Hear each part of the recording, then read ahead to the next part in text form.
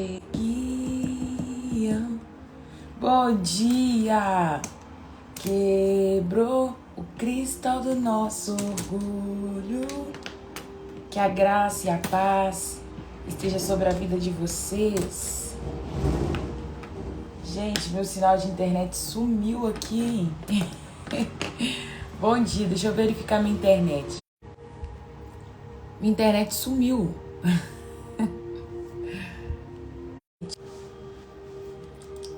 Pois é, eu tô tentando arrumar minha internet e não tá indo. Tá ficando nos dados móveis. Vocês estão me vendo bem?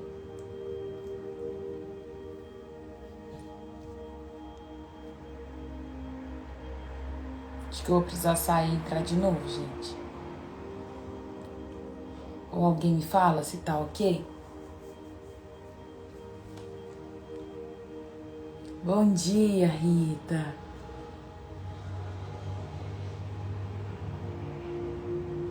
Nossa, socorro, Deus. Socorro, Deus. Obrigada, Vitória. Tá certo, né? Bom dia, Bebela. Linda da minha vida. Bom dia, Valéria. Deus te abençoa. Tá ok? Eu te amo. Ok, vou ter que ficar nos dados móveis então, gente.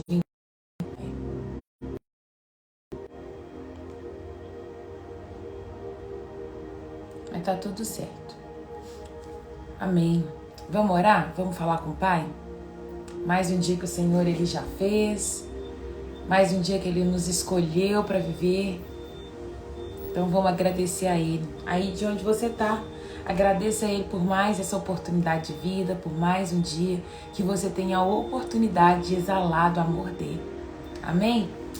Deus, em nome de Jesus, nós queremos te agradecer nesta manhã pelo privilégio, Pai, de estarmos na Tua presença, pelo privilégio, Pai amado, de mais um dia, sabe, Deus, ter a oportunidade de manifestar o Senhor nessa terra.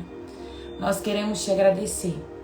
Obrigado, Senhor Jesus, pelo Teu sacrifício na cruz, obrigado por Teu grande amor. Obrigado, Espírito Santo, por nos convencer, por nos consolar, por estar conosco todos os dias. E eu tenho certeza que isso será até o Pai voltar.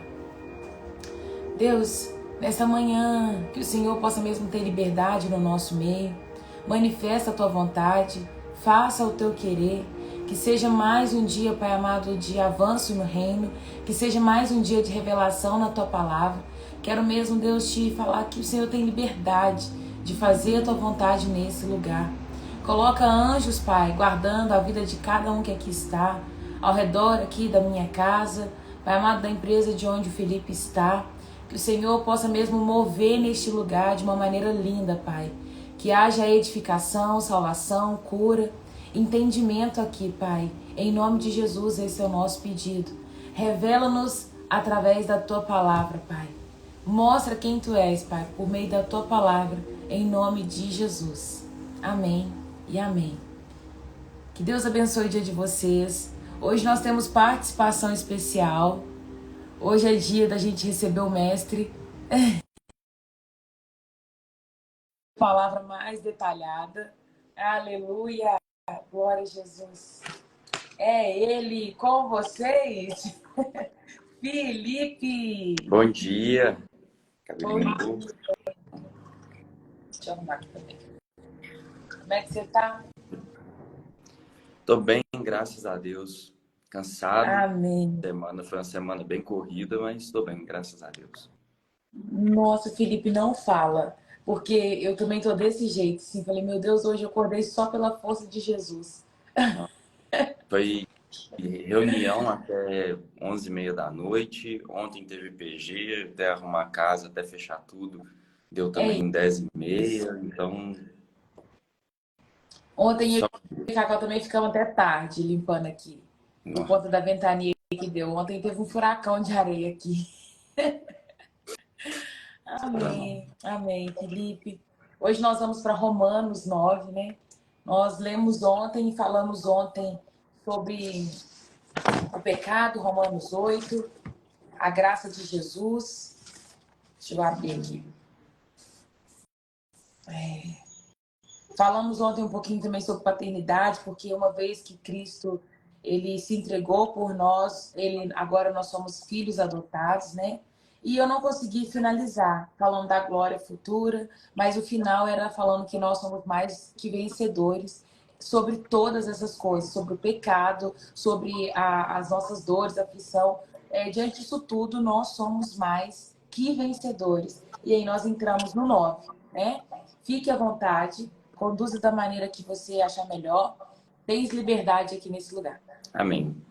Primeira coisa, Raira, muito obrigado pelo espaço, muito obrigado pelo convite, é uma honra, principalmente porque, assim, são suas ovelhas praticamente, né? Então, assim, São as minhas ovelhas.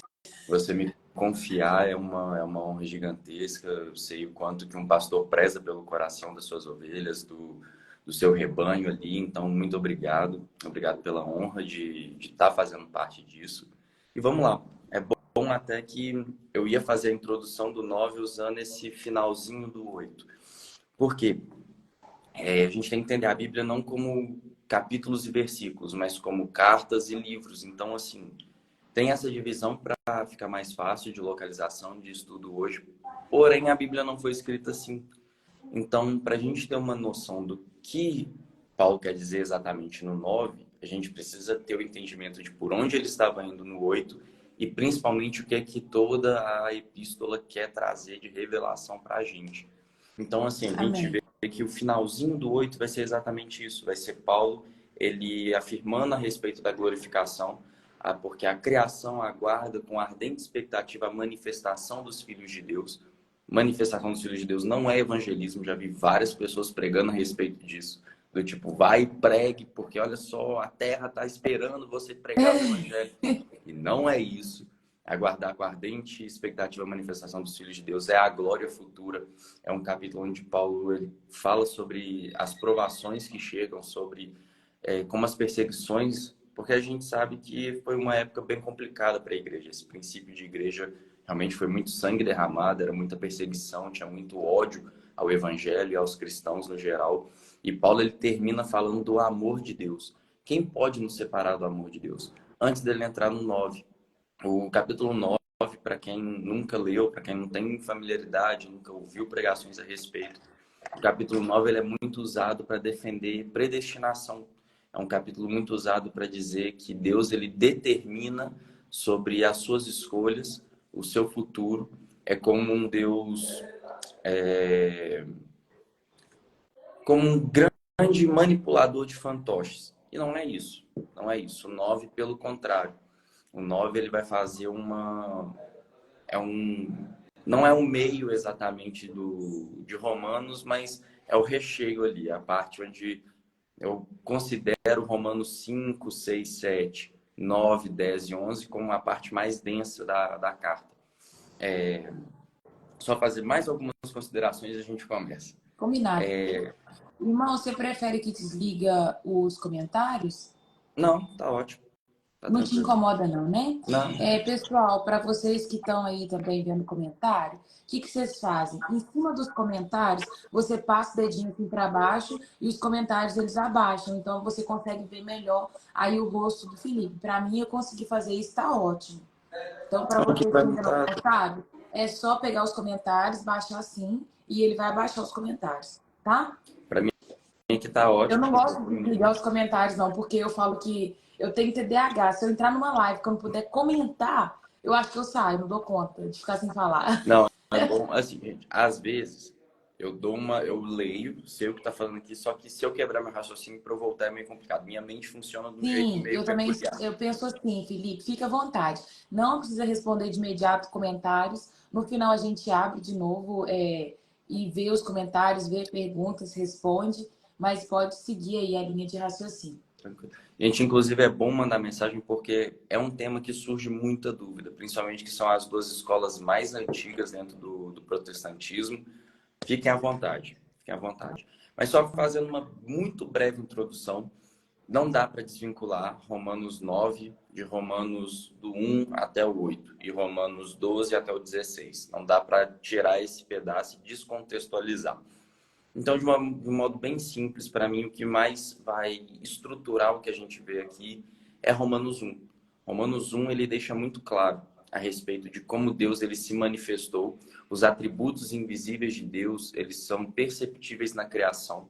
É como a assinatura do artista na sua obra de arte. Todos aqueles que veem a natureza, todos aqueles que veem a criação, olham para os céus, conseguem saber que existe um ser por detrás, existe algo por detrás que estruturou todas essas coisas.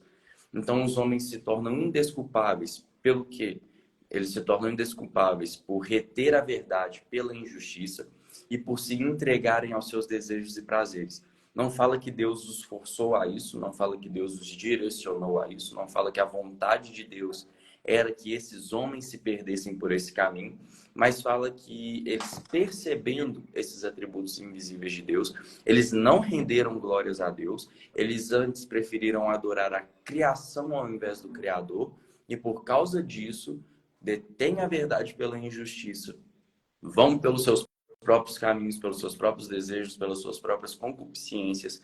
Concupiscência é basicamente o eu desejo, eu quero, eu faço. É a Eva no jardim. Ela olha para a árvore e vê que o fruto é bonito, que o fruto é bom, é agradável aos olhos, é desejável ao paladar, é bom para comer e é desejável para dar conhecimento. Então, tudo vem pelos olhos, pela informação interna, e ela vai lá e faz. Isso é concupiscência, é basicamente por onde Paulo, no início da carta, ele vai trilhar o seu caminho, o seu raciocínio. Então, os homens, eles se perdem pela sua própria concupiscência, não é Deus os forçando. Então, quando chega no 9, Paulo ele vem fazendo todo esse raciocínio, ele chega no Romanos 5, para mim é perfeito para explicar a respeito de justificação, a respeito de identificação, a respeito de substituição, que são termos que parecem muito assim, mas é super. Identificação é Cristo, é Deus vir como homem, se identificar com o homem e sofrer como um homem. Hebreus vai dizer que tudo que ele aprendeu foi pelo que ele sofreu. Então, é uma identificação com o ser humano. Substituição, a morte que era nossa, ele que morre no lugar. Então, a vida que era para ter ele hoje, eu tenho. Então, por isso, não vivo mais eu, mas Cristo vive em mim, porque nós substituímos. E justificação. Era impossível que eu me tornasse justo. Era impossível. Isso, inclusive, vai ser muito importante para esse capítulo. Era impossível que eu realizasse algo para me tornar justo. Boas obras, guardar a lei, seguir os mandamentos, não me tornava justo. Para eu me justificar, era necessário que viesse um justo e morresse por um ímpio, por um injusto. E assim eu me tornaria justo. Então é assim, é uma das últimas cartas de Paulo. Paulo já está no auge da sua sabedoria. Paulo já está assim com uma bagagem cristã absurda, já pregou muito, já foi muito perseguido, já foi muito preso, já leu muito, já estudou muito, já recebeu muito do evangelho da parte diretamente de Jesus. Então, já é um Paulo muito experimentado. Então, quando ele vem para essa carta de Romanos, ela parece ser mais densa porque ela é mais densa. Ela é mais completa. Paulo ele começa com mais simbolismos, com mais simbologia. Então, às vezes parece muito complicado, mas não é tanto. Tem algumas dicas aí que dá pra gente deixar ela mais leve. Glória a Deus pela vida da Raira, que topou pegar esse livro e topou também dar uma destrinchada boa nele. Tendo dito... Irmão, Sim. eu morria de medo do livro de Romanos. Por isso que é tanto igual, por exemplo, desde novembro a gente vem fazendo devocional e agora que eu falei assim, é o último livro que nós vamos ler do Novo Testamento, porque eu acho ele um livro muito complexo, sabe? E eu falei assim, tem que trazer o mestre. Gente, chama o mestre! Romanos realmente assim... Gente, aproveita, sabe? Aproveita, pega seu caderninho, eu já tô aqui anotando tudo. Pega seu caderno, anota, aproveita essa explicação, concentra aí. Se você acha que tem alguém que precisava escutar aí o livro de Romanos, chama essa pessoa e fala assim, olha, vamos à explicação do livro de Romanos. Chama, convida a pessoa aí, bora. Sim. Tô achando já o máximo, já anotei, viu? Inclusive, eu até mandei pra Raira, gente. Poucas vezes eu faço isso, tá? Mas eu fiz um mega estudo do capítulo para conseguir não me perder e para conseguir trazer a maior riqueza de detalhes para a gente conversar um pouquinho aqui.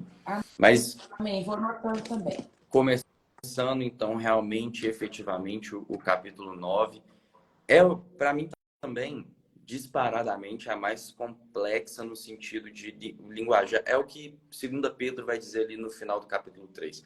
Gente, Paulo ele fala uns trem que às vezes parece muito difícil, mas não é nada diferente do que todos os outros já pregavam. Às vezes parece muito complexo, mas quando a gente estuda com calma, a gente pega outras referências, aprofunda e realmente estuda, não só lê, as coisas começam a dar uma clareada. Mas ela Sim, realmente, na minha concepção, a primeira vez que eu li, eu comecei a ler a Bíblia por Apocalipse. Então você já vê que não era uma coisa muito fácil. Quando eu fui tentar ler, aí eu li os evangelhos bonitinho. Quando eu comecei a ler Romanos, eu falei, eu não estou entendendo absolutamente nada. Então eu não vou ler. Eu demorei muito a voltar para Romanos. Então, assim, realmente é uma carta um pouco mais densa, requer um estudo maior. Começando, eu vou separar em blocos de versículos e a gente vai discutindo. Vou começar lendo do versículo 1 até o versículo 4. Eu vou ler porque eu acredito que vai ficar mais fácil de elucidando do que só explicando. Então, começar agora do versículo 1 a 4. Só concluindo, Paulo ele tava falando de que nada pode nos separar do amor de Deus, nem altura, nem profundidade, nem alguma criatura nos poderá separar do amor de Deus que está em Cristo Jesus, nosso Senhor. Então, deixando claro, Paulo ele está fazendo uma introdução do 9, falando de amor. Em Cristo, ele nos amou. Em Cristo, ele nos resgatou. Em Cristo, digo a verdade, não minto, dando-me testemunho à minha consciência no Espírito Santo, que tem grande tristeza e contínua dor no meu coração, porque eu mesmo poderia desejar ser separado de Cristo, por amor de meus irmãos, que são meus parentes segundo a carne, falando dos judeus, que são israelitas, dos quais é a adoção de filhos e a glória e os concertos, e a lei, e o culto, e as promessas.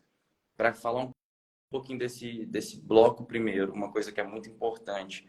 A Bíblia, ela direto vai fazer alusão, ela vai falar de 3 povos. A gente falou isso em Apocalipse, inclusive, mas é importante.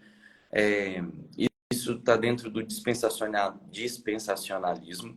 Dispensacionalismo entende a Bíblia, entende a história por blocos de alianças, o modo como Deus se relacionava com o homem. Então a gente começa com a dispensação da inocência, dispensação da consciência, dispensação noética, dispensação abrâmica, dispensação mosaica, dispensação da graça e o milênio.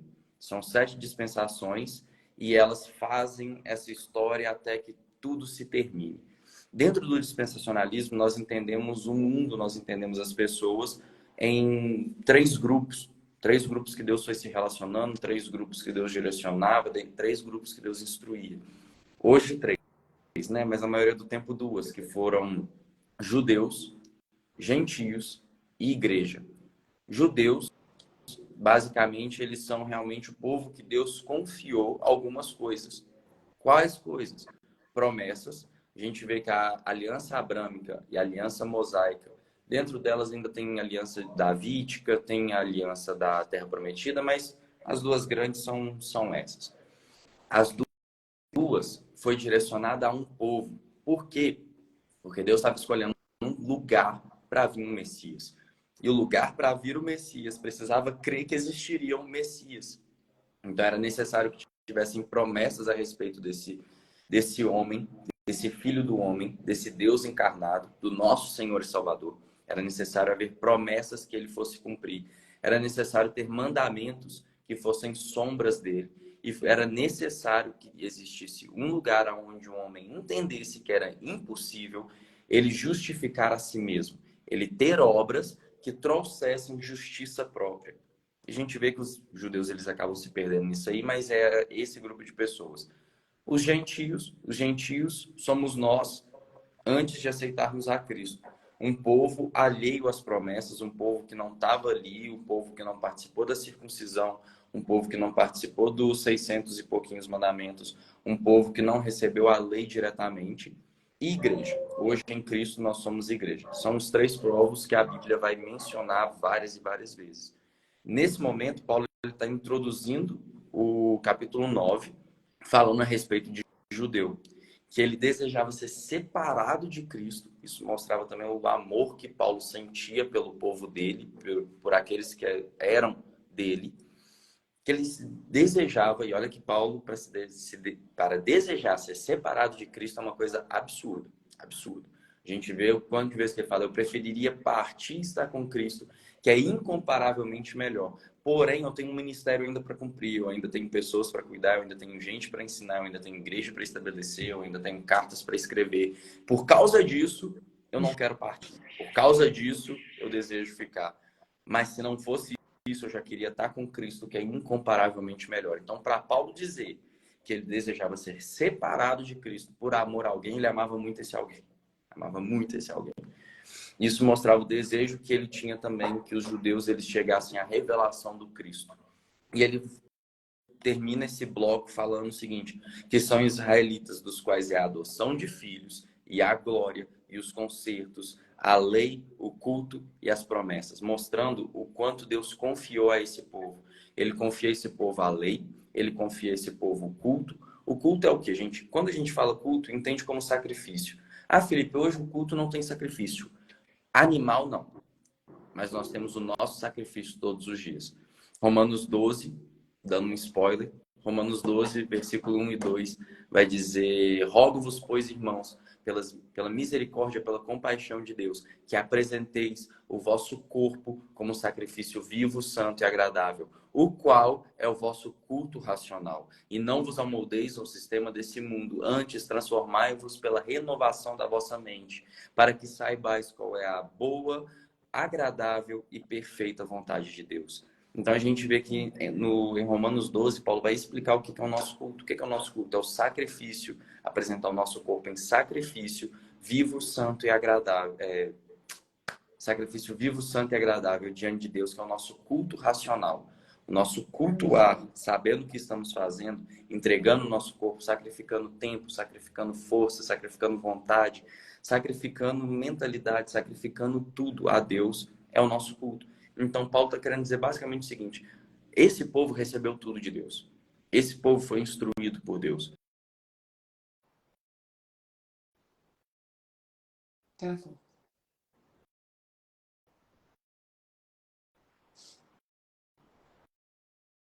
Eu não sei se é só para mim, mas travou. Parei nesse povo.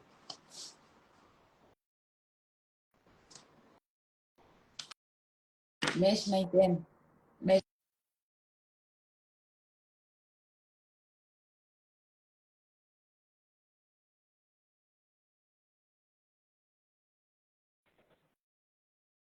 Ixi.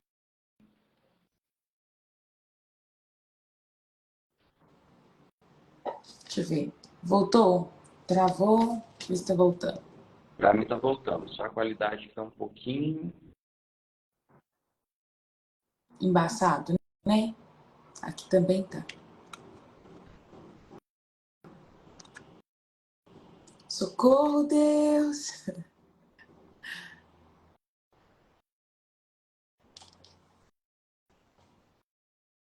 Eita, Jesus, socorre a Jesus.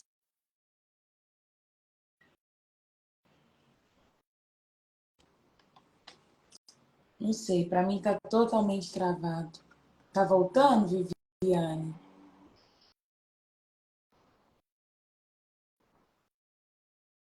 Aguenta a mão que já volta 100%, gente. Tá voltando, tá travando. Eu coloquei a minha nos dados móveis, não sei se vai voltar. Vocês estão conseguindo já me ver tranquilo ou tá travado?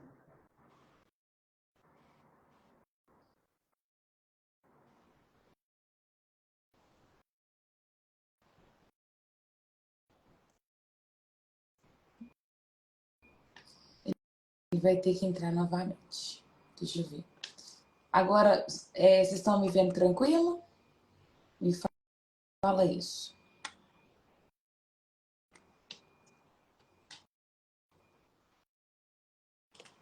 Socorro, Deus! Socorro, Deus! Ai, Dani, não sei o que aconteceu. Ainda tá travando. Fala alguma coisa aí, Felipe, pra ver se voltou. Se você. Bom dia.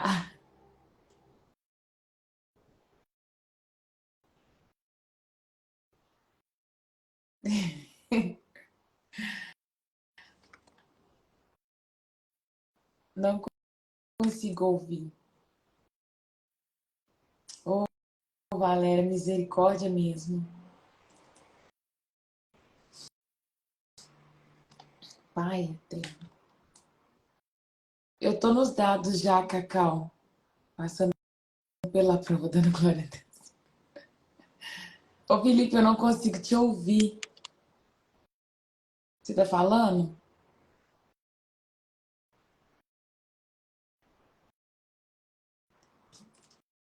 Deixa... Vou fazer o seguinte. Eu não queria entrar e sair de novo, Beth, porque se a gente entra e sai, a gente perde essa primeira parte para ficar salvo na live, sabe? É por isso que eu não queria entrar de novo.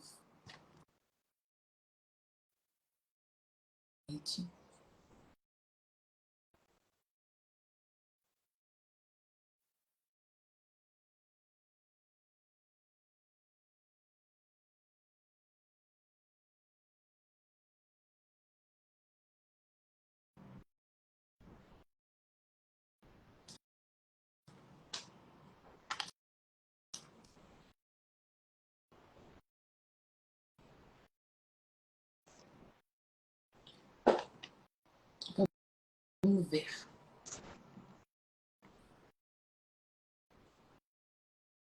Vocês estão me ouvindo bem e vendo a imagem bem agora? Gente, eu não tenho o que fazer porque eu já estou nos dados móveis e a minha internet não entra. Deixa eu ver se vai melhorar. Pelo menos agora eu tô te vendo movimentando, Felipe. Ouvindo também? Ouvindo também. Graças a Jesus. Fazer uma oração forte nesse celular aqui, nessa internet, que tá Amém. complicado. Eu tenho que fazer na minha internet também. Gente, vocês Nossa. estão vendo agora? Aleluia, glória a Jesus. Então, tá Fechei bom. tudo aqui também, abri tudo. Eu acho que do lado aqui deu uma melhorada. Vamos ver. Em nome de Jesus. Amém. Amém. Nós paramos a parte dos povos, né? Todos os povos. Isso. Aí Amém, pastor. agora Orai por fazer. nós, pastor.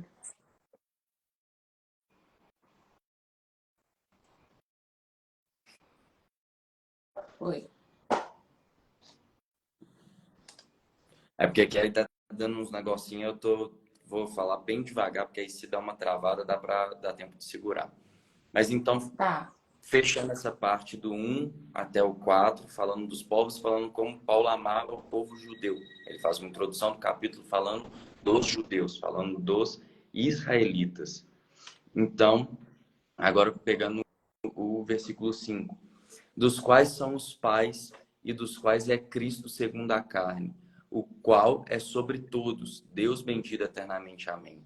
Não que a palavra de Deus haja faltado, porque nem todos os que são de Israel são israelitas. Nem por serem descendência de Abraão são todos filhos, mas em Isaque será chamado a tua descendência.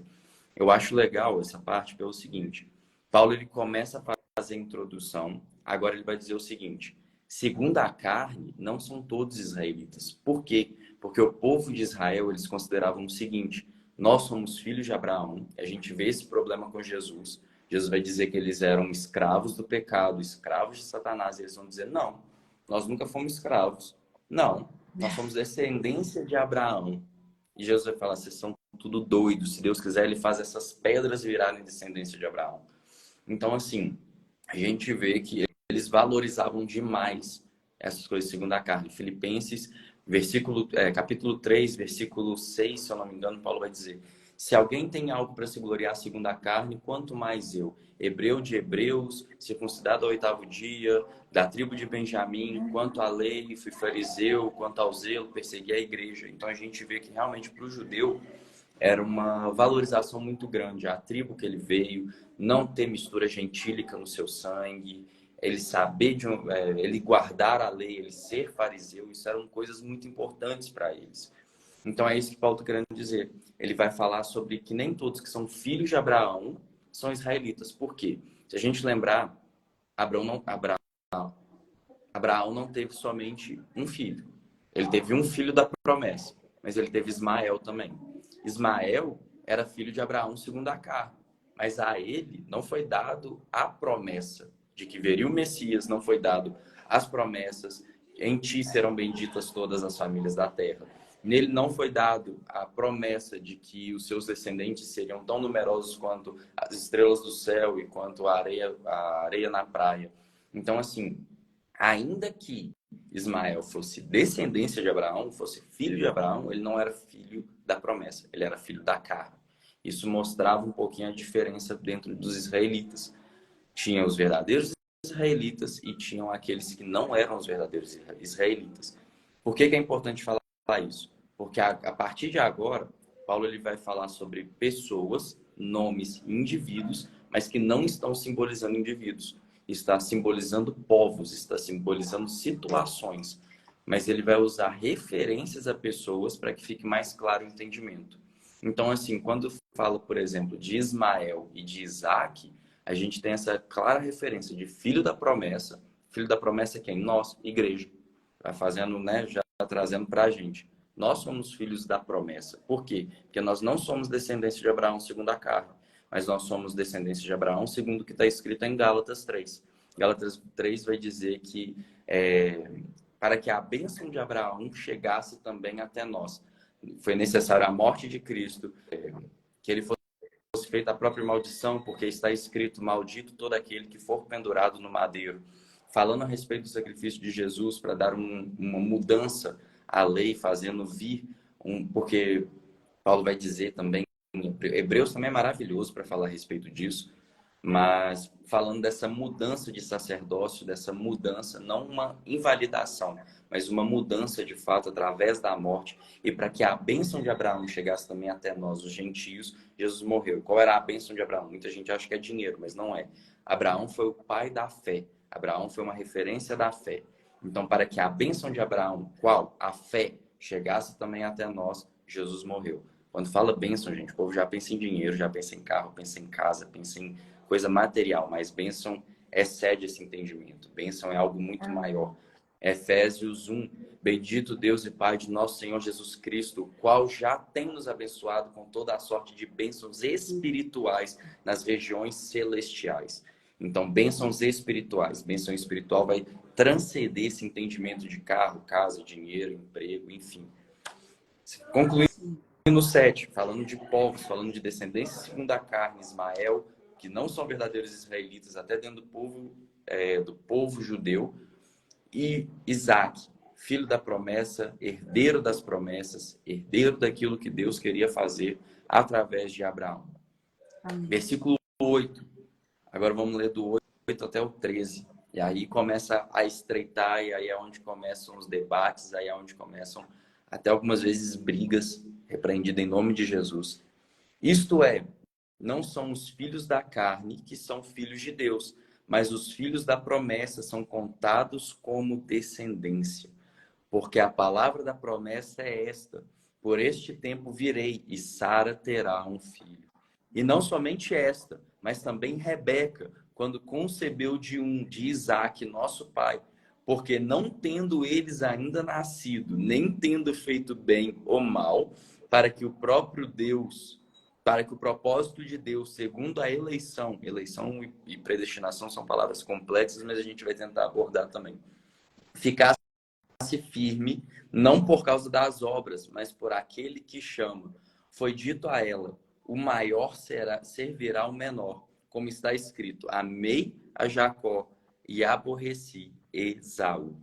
Filipe está querendo dizer que Deus escolheu Esaú porque ele amou Esaú e está querendo dizer que que ele amou Jacó e que ele escolheu Jacó e que ele odiou, detestou, aborreceu Esaú e não quis Esaú, aí a gente cairia num erro. Vamos lembrar do final de Romanos 8. Quem nos separará do amor de Deus? Será a largura, a profundidade? O que Esaú poderia ter feito para ser separado do amor de Deus? Quem Esaú poderia ser para ser separado do amor de Deus? Efésios 2 vai dizer que antes nós éramos filhos da ira. Vai dizer que nós éramos filhos das trevas, resumidamente. E ainda assim Deus nos amou. O amor de Deus é revelado em que Ele nos amou quando nós ainda éramos pecadores. O que isso quer dizer? Que quando nós não tínhamos nada, quando nós éramos completamente inimigos, quando nós tínhamos rejeitado a Deus, quando nós não queríamos saber dele, quando o nosso caminho ofendia a santidade, o caráter, a honestidade, a fidelidade, a justiça, quando nós ofendíamos tudo que Deus representa, ainda assim Ele nos amou. Então, o que Esaú poderia ter feito para não ser amado por Deus? Nada. Nada. Porque Deus é amor. Porque Deus amou o mundo de tal maneira que deu seu Filho unigênito para que todo aquele que nele crê seja salvo. E Jesus, ele veio para salvar e não para condenar, mas todo aquele que não crê já está condenado. Então, assim, foi quanto à pessoa Esaú? Não. Por quê? Isso é muito importante, não tirarmos versículos de contextos bíblicos de capítulos e não capítulo de vários capítulos e não tirarmos os vários capítulos das cartas, dos livros, enfim. Muito importante. A gente vê que Paulo está falando o tempo inteiro sobre povo, sobre o povo judeu, sobre o povo gentio, falando sobre povo. Então, quando chega aqui, ele está falando de pessoa? Não. Quando chega aqui, ele ainda está falando de um povo. Sabe por que ele amou a Jacó? Porque de Jacó ele escolheu o descendente da mulher para vir. Gênesis 3,15. Ele escolhe o descendente da mulher, aquele que pisaria a cabeça da serpente. Ele precisava escolher um povo, preparar um povo, para que esse povo tivesse fé que viria um Messias, para que esse povo recebesse a lei, recebesse as promessas, para que esse povo soubesse que viria um Messias, para que esse povo pudesse rejeitar o Messias, para que esse povo pudesse gritar crucifica, e para que depois esse mesmo povo cresce também que o Messias ressuscitou, se tornassem cristãos, se tornassem filhos de Deus, porque deu-lhes o direito de todo aquele que crê ser feito filho de Deus. Ide por todo mundo e pregar o evangelho. Então era necessário Deus escolher um povo. Um povo. Mas como que ele escolheu um povo? Escolhendo primeiro uma pessoa. Escolhendo Noé para ser uma linhagem. Escolhendo Abraão para ser uma linhagem. Escolhendo Isaac para ser uma linhagem. Escolhendo Jacó para ser o pai de uma nação. Mas escolhendo Judá. Escolhendo Davi. Escolhendo Boaz. Escolhendo todas as pessoas que ele escolheu ao longo de todo esse tempo para direcionar para vir o Messias. Então, ele não está falando que ele amou uma pessoa em detrimento de outra e rejeitou a outra porque ele quis. Não é isso. É porque ele precisava preparar um seio, preparar um meio, preparar várias coisas. A Bíblia vai dizer que Cristo ele veio na plenitude dos tempos. Então, ele precisava orquestrar tudo muito bem orquestrado para que Jesus nascesse. A gente vê, por exemplo, quando Eva tem Caim, o que ela vai dizer, e a simbologia muito forte do nome Caim, é obtive de Deus um filho varão, um filho homem. Por quê? Porque ela sabia que existia uma promessa. E a promessa era qual? Virá o descendente da mulher. Ou seja, um homem, não é a descendência, uma descendência, vários descendentes, ou um descendente qualquer. É o descendente da mulher. E este esmagará a cabeça da serpente e ela lhe ferirá o calcanhar. Então ela já esperava que fosse Caim. Ela agradece, ela enaltece, glorifica o nome de Deus, porque para Adão e para Eva já era Caim que ia resolver todos os problemas. Já poderia jogar para Caim o que Cristo fez. E nesse contexto, ela dá esse nome a Caim. Então, poderia já vir Jesus no lugar de Caim? Poderia. Mas eles creriam o que fosse necessário crer? Não. Eles teriam escrituras para ter revelação do Cristo? Não. Era necessário que todo esse tempo se passasse, que tudo fosse ensinado, que tudo acontecesse. E Deus precisou escolher um povo e não uma pessoa. Então, continuando. A partir agora do versículo 14, vamos ler até o 18. E agora começa a ficar estreito de verdade. Que diremos, pois, que há injustiça da parte de Deus? De maneira nenhuma. Pois, diz a Moisés, compadecer-me-ei de quem compadecer, e terei misericórdia de quem eu tiver misericórdia. Assim, pois, isso não depende do que quer, nem do que corre, mas de Deus que se compadece. Porque diz a Escritura a Faraó, para isto mesmo te levantei, para em ti mostrar o meu poder, e para que o meu nome seja anunciado em toda a terra. Logo, pois, compadecer-se de quem quer e endurecer a quem quer. Muita gente usa esse contexto para dizer o seguinte: Deus, ele endurece o coração de quem quer. Deus, ele rejeita quem quer. Deus, ele condena quem quer. E ele salva quem quer. Ele sabe de todas as coisas, ele já escolheu. Então, todos fadados ao inferno, ele escolheu alguns poucos para serem salvos. Biblicamente, isso é certo? Não. Não. Por quê? Sendo bem direto. Eu até anotei na minha colinha. 1 Timóteo 4, versículo 1 e 2. Abrindo bem rapidinho para eu não deixar muito extenso. 1 Timóteo 2. E para mim mata muita coisa. Porque aqui Paulo está falando a respeito de algumas coisas que aconteceram lá atrás, a gente vai aprofundar. Mas em 1 Timóteo, no capítulo 2, no versículo... Não, 1 Timóteo 4. 1 Timóteo 4. E o versículo é qual? Oh, meu Deus, calma. Deixa eu ver aqui na minha colinha. 1 Timóteo... Timóteo... Deixa eu achar minha colinha.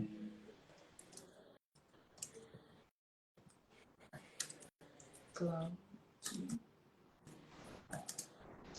Eu lembro o versículo de cor, mas eu preciso dar referência. Não, eu tinha acertado primeiro. 1 Timóteo 2. 1 Timóteo 2, versículo 4. Paulo falando a respeito da vontade de Deus Paulo falando a respeito da vontade de Deus para Timóteo, instruindo ele. Timóteo era seu filho na fé e um pastor de uma igreja muito forte, uma igreja muito grande. 1 Timóteo 2, versículo 4. A vontade de Deus, falando da vontade de Deus, que quer que todos os homens se salvem e venham ao conhecimento da verdade. A vontade de Deus é que todos os homens sejam salvos ou se salvem e venham ao pleno conhecimento da verdade. E quando a gente pega 1 João, capítulo 2, a partir do versículo 1, 1 João 2, 1, vai dizer o seguinte: filhinhos, essas coisas vos escrevo para que não pequeis, todavia se pecarem, tem de um justo advogado diante do Pai, Jesus Cristo, o qual é a propiciação não só pelos meus pecados, mas pelos pecados de todo o mundo. Porque Deus amou o mundo de tal maneira que deu seu Filho unigênito para todo aquele que nele crê não pereça, mas tenha vida eterna. Aquele que crê será salvo, aquele que não crê já está condenado. São versículos que nos dão uma ideia do seguinte: Deus amou o mundo e salvou o mundo. Ele concedeu perdão a todo aquele que crê. Ele é a propiciação não só dos meus pecados, mas do mundo inteiro. A vontade de Deus é que todos sejam salvos. Mas como a Raira explicou durante o livro de Apocalipse, não são todos que vão ser salvos. A gente vê que, pelo contrário, muitos são os que se perdem, muitos que vão para a condenação. Então, isso me deixa em conflito. A vontade de Deus está sendo feita. A vontade de Deus, o desejo de Deus, o coração de Deus, clama para que todos sejam salvos e que todos cheguem ao conhecimento da verdade. Quando a gente se converte, a gente recebe todo o conhecimento de Bíblia possível? Não. Mas a vontade de Deus é que todos cheguem ao pleno conhecimento da verdade. A vontade de Deus é que todos sejam salvos. E se a gente considerar a verdade como o evangelho, não como a palavra inteira, são todos os que chegaram ao conhecimento do evangelho? Não. E qual é a vontade de Deus? Que todos cheguem ao conhecimento do evangelho. Que todos sejam salvos. Então, Felipe, você está me dizendo que a vontade de Deus não está sendo feita? Em partes. Em partes. Por quê? A soberania de Deus, ela está sempre em equilíbrio com... O primeiro versículo é 1 Timóteo 2, versículo 4. Depois eu citei 1 João, capítulo 2, versículo 1 e 2. E João 3, 16 e 17. Dá para citar mais, Eu tô olhando o relógio ali em cima também, aí eu tô tentando dar uma corridinha pra não ficar demais. Mas a vontade de Deus é que todos sejam salvos. A soberania dele está sempre em equilíbrio com o livre-arbítrio humano. O que eu quero dizer com livre-arbítrio humano? Com o que está escrito em João 17, se eu não me engano, a respeito do ministério do Espírito Santo. Por quê? Qual é o ministério principal do Espírito Santo? Convencer o homem do pecado, da justiça e do juízo. Não, Jesus não fala dos pecados, não é plural, é singular. E ele explica logo embaixo: do pecado, porque não creram em mim. Qual é o pecado principal que o Espírito Santo convence o homem? Do pecado de não crer em Cristo Jesus. É o convencimento ao novo nascimento. É o convencimento de que nós precisamos nos arrepender dos nossos caminhos maus e crer em Jesus como nosso único e suficiente Salvador, como o único que pode nos justificar. Então, assim, está em equilíbrio. Eu posso resistir, eu posso dizer não à mensagem: Felipe, como que isso acontece? Se a gente pegar ali Atos, vamos pegar Atos 16, Atos 17, a gente vê coloque Atos do 15 até o 19, a gente vê Paulo passando por várias cidades gregas, a gente vê concílio de igreja primitiva, a gente vê Paulo chegando em Éfeso, Paulo chegando em Atenas, o evangelho sendo pregado e pessoas rejeitando essa mensagem. A gente vê que Paulo ele continua insistindo, amando e desejando ser separado de Jesus, de Deus, para que aquelas pessoas fossem salvas. Por quê? Porque era possível que eles alcançassem salvação através da misericórdia. Então, agora entrando a fundo nos versículos. Deus ele se compadece de quem quer segundo a sua palavra. Deus, ele não faz o que quer, e coloquem muito zelo nas minhas palavras. Deus, ele não faz o que quer, quebrando quem ele é. Deus não faz o que quer, quebrando quem ele é. O que eu quero dizer? Deus pode mentir no sentido de Deus tem o poder para isso? Tem. Tem. Ele é onipotente. Deus vai mentir? Jamais. Jamais. Jamais. Deus, ele tem um conhecimento do mal e do pecado? Tem. Tem. Tem poder para pecar? Tem. Deus vai pecar? Jamais. Nunca. Jamais. Então, assim, Deus ter capacidade, poder, soberania para fazer, não significa que ele vai fazer se isso for quebrar o seu caráter e quem ele é. Então, Uau. compadecer-se de quem eu quero me compadecer, de quem ele quer se compadecer. E essa é uma pergunta muito importante. De qualquer pessoa? Não. Daqueles que se arrependem, daqueles que pedem perdão, daqueles que inclinam o seu coração a Deus. Desses, Deus ele quer se compadecer. Desses, ele quer liberar o perdão. Desses, ele quer trazer para perto. Agora, daqueles que não querem, é o que Romanos 1 fala. Deus, ele entrega a essas pessoas as suas próprias paixões, as suas próprias concupiscências. Ele deixa. Deus deixar, isso é uma frase muito importante, Deus deixar não significa que ele aprova. Deus deixar significa muitas vezes juízo. Significa muitas vezes assim: você quer fazer? Faça. Arque com as consequências. Eu já falei. Você não quis? Uau. Vai lá. Vai lá. E aí me lembra muito da parábola do rico e do Lázaro. O final da parábola, o rico fala assim: Pai Abraão, mande que Lázaro vá até os meus irmãos, porque se alguém dentre os mortos voltar, eles crerão. E Abraão fala: eles já têm os profetas, eles já têm as leis. Nem que alguém dentre os mortos ressuscite, eles virão a crer. Nós temos o evangelho, nós temos a pregação, nós temos a palavra, nós temos a exposição de todo esse conteúdo. Se as pessoas não creem através disso, gente. Então, até entrando em Faraó, tem algumas coisinhas muito interessantes de serem ditas. Por quê? Deus endureceu o coração de Faraó? E essa é uma pergunta muito legal. E sendo bem objetivo na resposta, o coração de Faraó já era duro antes. Felipe, como que você sabe disso? Êxodo 3,19. Êxodo, capítulo 3, versículo 19. 18. Entendeu o contexto? Êxodo, a gente vai focar no 19, mas só ler a partir do 18 para entender o contexto. E ouvirão a tua voz, e irás, tu e os anciãos de Israel, ao rei do Egito, e dir-lhes-ei, o Senhor, o Deus dos Hebreus, nos encontrou. Agora, pois, deixa-nos ir caminho de 3 dias para o deserto, para que sacrifiquemos ao Senhor nosso Deus. Eu sei, Deus falando, eu sei, isso chama presciência, falar um pouquinho disso também. Eu sei, porém, que o rei do Egito não vos deixará ir, nem ainda por uma mão forte, porque eu estenderei a minha mão e ferirei ao Egito com todas as minhas maravilhas, e farei no meio deles depois vos deixar ir. Eu sei, porém, que o rei do Egito não vos deixará ir. Ele já sabia que o coração de Faraó era duro e não deixaria o povo ir. Êxodo 7, versículo 14. Então disse o Senhor a Moisés: o coração de Faraó está obstinado, ou o coração de Faraó está duro. Recusa deixar o povo ir. Aqui fala que o coração já estava duro. Êxodo 8, versículo 32.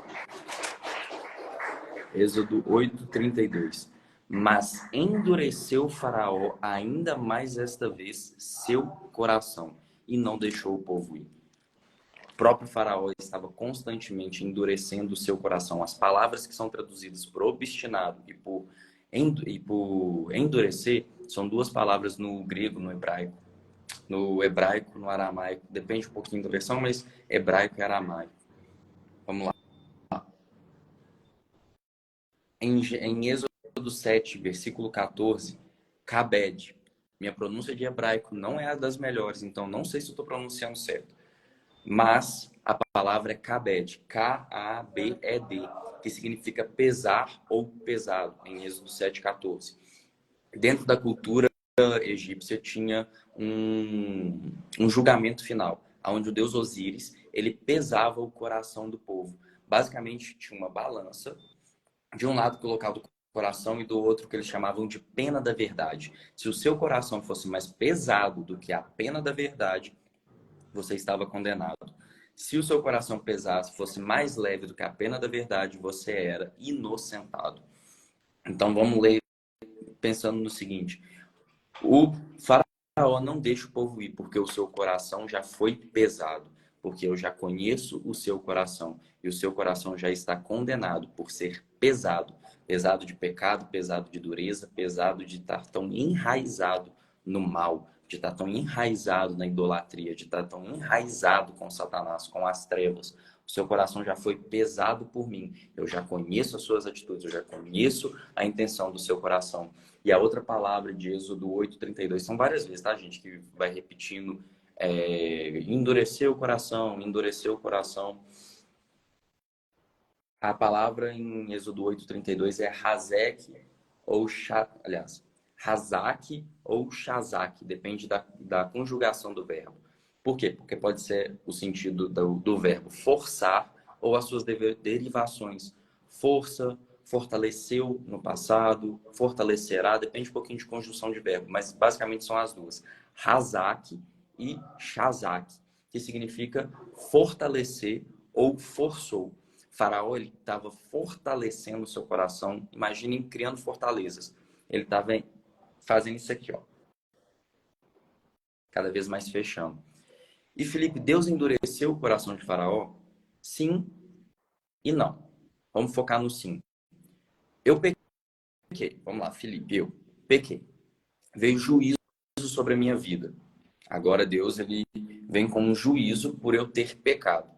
Deus é injusto por causa disso? Não. Eu pequei, eu busquei uma consequência. Deus vem com juízo na minha vida. Eu, Felipe, me arrependi. Pai, me perdoa. Pai, fiz errado. Arrependi e confessei o meu pecado. O que eu vou encontrar? Misericórdia. Perdão. Sabe o que vai acontecer? O juízo, provavelmente, na maioria das vezes, a consequência fica, mas o juízo cessa. O que pode acontecer? Então, se eu pecar e me arrepender, o juízo para. Sabe o que isso cria no coração? Um ciclo. Eu peco, vem um juízo, eu me arrependo, o juízo para. Eu peco, vem juízo, me arrependo, o juízo para. Isso causa uma cauterização de consciência. Aí é 1 Timóteo 4, versículo 1 e 2. Paulo vai dizer que os homens, eles agora têm, nos últimos dias, os homens teriam a sua consciência cauterizada. Eles não vão mais ter esse sentimento, sabe? Então, fazendo uma analogia, o que estava acontecendo com o faraó? O faraó não estava deixando o povo ir. Vinha uma praga. O faraó se arrependia. O faraó falava que ia deixar o povo ir. A praga acabava.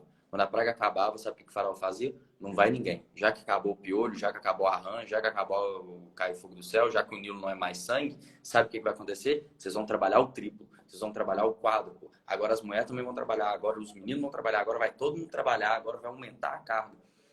É o ciclo. Eu peco, vem juízo, eu me arrependo, o juízo para, eu peco de novo. Isso endurece o coração. Quem perdoou? Quem mandou o juízo? Deus. Então o processo ativo é de Deus. Mas Faraó faz parte. Não dá pra gente falar assim, então Faraó não teve culpa. Deus endureceu seu coração. Faraó não teve culpa. Deus escolheu a sua maldade. Deus já predestinou ele a isso. Não, ele teve isso todas as vezes. Ele se arrependeu todas as vezes. Todas as vezes. Deus, conhecendo o coração de Faraó, sabendo que ele era rei do Egito, sabendo que ele escravizava o povo, Deus o escolhe para glorificar o seu nome. Quer dizer que Deus, então, ele fez o Faraó mal para que o seu nome fosse glorificado? Não.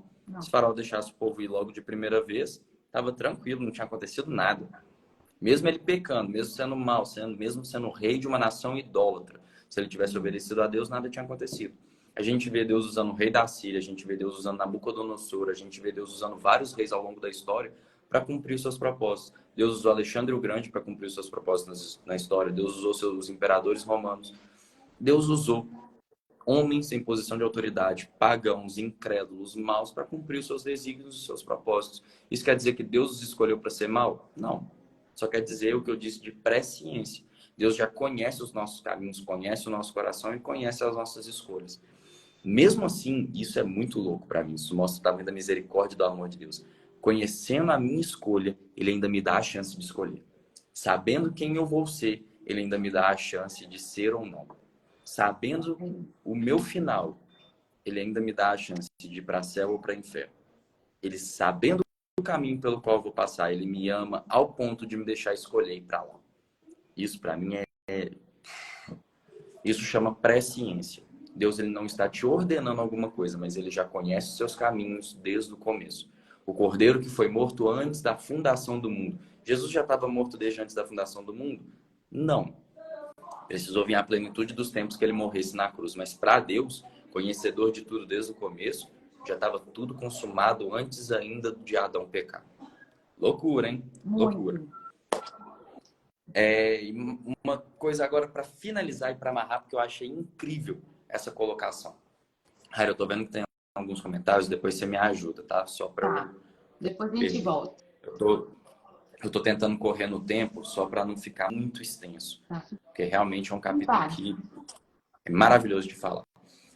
Gente, parábola do semeador, Mateus 13, versículo 3 até o versículo 23. Mateus 13, 3 a 23. Parábola do semeador, muito conhecida no meio evangélico. Acho que eu não preciso abrir para falar, vou só citar.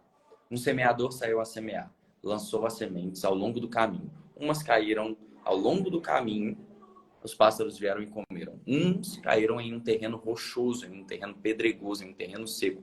A semente não conseguiu encontrar raiz e morreu. Umas caíram em meio aos espinhos e abrolhos. Começaram a nascer, porém secaram, morreram. E alguns caíram em terreno fértil, em solo fértil. E esses, a semente nasceu e ela deu fruto a 30, 60 e a 100 para 1. O que isso quer dizer? Jesus vai explicar a parábola, vai significar corações. Tirando o passarinho, o restante é coração. Porque os pássaros vai simbolizar o inimigo que vem com distrações, que vem para roubar a palavra que foi ministrada a nós. Porém, todos os outros vão falar sobre solo, e solo vai falar de coração. Uma pergunta. Na parábola do semeador, Jesus fala o seguinte: o semeador saiu a semear. O semeador saiu preparando o solo? Não. O semeador saiu intervindo no solo. O semeador arou a terra. O semeador irrigou a terra. Só lançou. O semeador escolheu a terra. Vou só lançar a palavra na terra fértil. A mesma pregação para a terra seca é a mesma pregação para o terreno fértil. Agora, se não foi Deus que fez o solo seco e não foi Deus que fez o solo fértil, o que isso quer dizer? Se fala de coração, quer dizer que eu sou o responsável pelo meu coração. Eu sou responsável por fazer do meu coração terra fértil. Eu sou responsável por receber a palavra. Eu sou responsável por não deixar as paixões dessa vida, o embaraço com as coisas terrenas, com o pecado, com os meus prazeres, com as minhas vontades, matar aquilo que Deus tem gerado. Eu sou o responsável por manter o meu coração irrigado através do Espírito Santo, que é a fonte de muitas águas. Eu sou o responsável por manter ele iluminado, que é a luz, que é a verdade, que é a palavra. Eu sou o responsável por preparar esse terreno, por cuidar dessa semente, por fazer ela germinar, por fazer ela crescer. Eu sou o responsável. Eu não posso jogar para Deus aquilo que é minha responsabilidade. Sim. Eu sou o responsável por fazer o grão de mostarda virar um grande arbusto e não Deus. Deus é o responsável por lançar a semente. Ele é responsável por me confiar a semente. Ele é responsável por trazer o crescimento da semente. Mas agora, aquele que é o responsável por fazer a manutenção disso sou eu. Sou eu. Eu preparo o coração. Então, quando está falando a respeito do coração de Faraó, o coração de Faraó era esse terreno seco, que Deus escolheu para manifestar a sua glória, mas ele não fez esse coração ser seco. Ele não fez esse coração ser mau. Faraó escolheu por esse caminho. Acho que deu para ficar claro, deu para amarrar, porque esse e o próximo acho que é onde tem mais divergência a respeito de predestinação e eleição. Só para deixar claro, eu acredito em predestinação, eu acredito em eleição, segundo o que a Bíblia vai dizer de que todos os meus dias foram escritos no livro da vida. Deus, ele tem um plano e tem um projeto para mim. Ele me vocacionou a algo, ele me chamou para algo. Jeremias 1, antes de que você nascesse no ventre da sua mãe, eu já escolhi você para ser profeta dentre as nações. Deus já me escolheu para alguma coisa. Paulo, chamado para apóstolo segundo a graça, segundo o conhecimento de Deus. Chamado para ser apóstolo. Chamado para estar em Cristo. Chamado para estar em Cristo, todos foram. Eleitos quer dizer o quê? Eu disse sim a esse chamamento. Isaías 6, quem irá por nós? Eis-me aqui, Senhor, envia-me a mim. O evangelho está sendo pregado. Aquele que diz sim é um eleito. Predestinação. Deus tem um projeto nas nossas vidas. Deus tem um projeto na sua vida. Deus tem uma esperança de que você cumpra aquilo que ele designou para você cumprir. E ele tem uma ardente expectativa por você dizer sim a isso. Amém. E esse é a predestinação que existe sobre a vida de todo cristão, sobre a vida de toda pessoa. Mas o cristão, ele está se sujeitando a isso. Por isso que Romanos 12, 2 vai dizer, transformai-vos pela renovação do vosso entendimento. Para quê? Porque existe uma vontade de Deus. E para eu saber qual é a vontade de Deus, se eu estiver falando rápido também, me dá uma cortada, porque às vezes eu vou acelerando.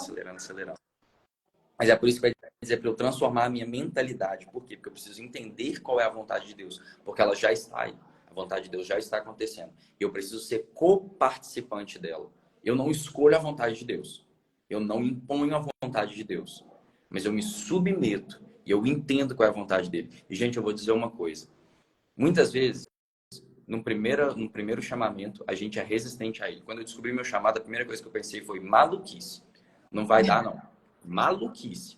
Depois que eu entendi o que era, eu entendi quem eu era, eu falei, pai, agora, bora, só bora. Roupa de ir, mala pronta. Na hora que eu recebi a revelação de quem eu era, eu só falei assim, Deus, é para amanhã? Bora, mês que vem? Fechou? Posso pedir demissão? Posso falar tchau para todo mundo? Posso queimar minhas carroças? Despedir dos meus pais? Bora. Mas no primeiro momento eu falei assim, loucura. Isso não é para mim. Não vai dar. E depois, quando a gente entende os planos e os projetos de Deus, entendemos que ele é maior do que o nosso. Jeremias 29, versículo 11. Porque eu sei os pensamentos que eu tenho ao vosso respeito. Pensamentos de paz e de prosperidade, não para causar prejuízo e dano.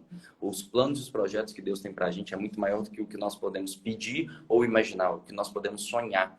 E quando nós sonhamos junto com ele, isso se torna a nossa vontade. Mesmo que em um primeiro momento nós não desejamos, porque um verdadeiro chamado de Deus, em um primeiro momento, vai trazer confronto à nossa carne, ao nosso entendimento. Depois, nós não conseguimos nos imaginar fazendo outra coisa. Essa é a predestinação que eu acredito, é a eleição que eu acredito. É uma eleição e uma eleição corporativa. O que isso quer dizer? Deus escolhe nações, escolhe um povo para fazer alguma coisa, assim como ele escolheu os judeus para vir o Messias. Ele escolhe nações, ele escolhe o povo no sentido mais amplo. Ele escolheu a igreja para ser arrebatado. Todo mundo que está na igreja vai ser arrebatado. Todo mundo que encontrou salvação manterá a salvação até o último dia. Não. Hebreus 6 vai dizer que não. 1 Pedro 2 vai dizer que não.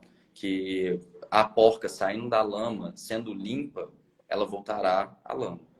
E aí a situação dela se torna pior do que a da primeira. Hebreus 6 vai dizer que aquele que alcançou a revelação se tornou participante do Espírito Santo e rejeita isso, ele é indesculpável, é impossível que ele volte. Por quê? Porque para ele se arrepender vai ser muito mais difícil. Sim. Então é possível perder a salvação. Até é um outro tema bem legal, tá? Nossa, a De gente debate. Fica a precisava dica. fazer uma live falando sobre isso, Felipe. É É possível perder a salvação? sensacional, inclusive. Sensacional. A primeira vez que eu estudei sobre esse tema, eu falei assim... Porque às vezes a gente sabe. Às vezes a gente sabe se é possível ou não. O Espírito Santo conta nos nossos corações. Testifica o Mas nosso coração. ter base para isso é mais complicado. E segundo, entender que a salvação não é meu celular que eu posso perder sem querer. Não é uma chave que vai cair do meu bolso. Não é uma carteira que eu vou esquecer onde eu coloquei. Sim. Salvação não é uma coisa fácil de se perder, não, gente. Mas é possível, é muito possível. Ela vai dizer que nos últimos dias, a só aposta quem estava. Só desiste quem estava tentando.